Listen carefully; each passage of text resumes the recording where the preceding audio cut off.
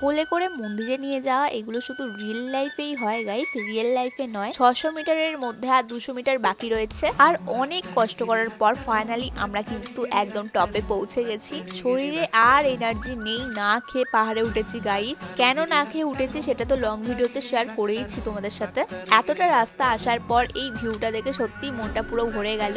আমার এই পাহাড় দেখে এত আনন্দ হচ্ছে, বরফে ঢাকা পাহাড় দেখলে যে আমার কি হবে সেটা ভাবলেই কেমন এক্সাইটেড হয়ে যাচ্ছে। এখানে আমরা দুজন প্রেম করছিলাম আর পেছনে আমার বন্ধু দাঁড়িয়ে পাহাড়া দিচ্ছিল। সৌরভ না প্রথমে বলছিল যে আমাকে কোলে নিয়ে পাহাড়ে উঠবে, তারপরে একটুখানি কোলে দেওয়ার পরই ওর হাওয়া বেরিয়ে গেছিল, তাই আমি নিজের পায়েই উঠি পাহাড়ে।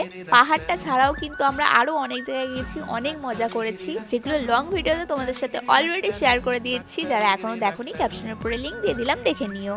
আমি আর এখন নেবেও গেছি। বাবারি ফুলে যাচ্ছে, আমাকে ছেড়ে সবাই চলে গেছে ওই মালগুলো ওখানে, আর আমি এখানে দাঁড়িয়ে আছি।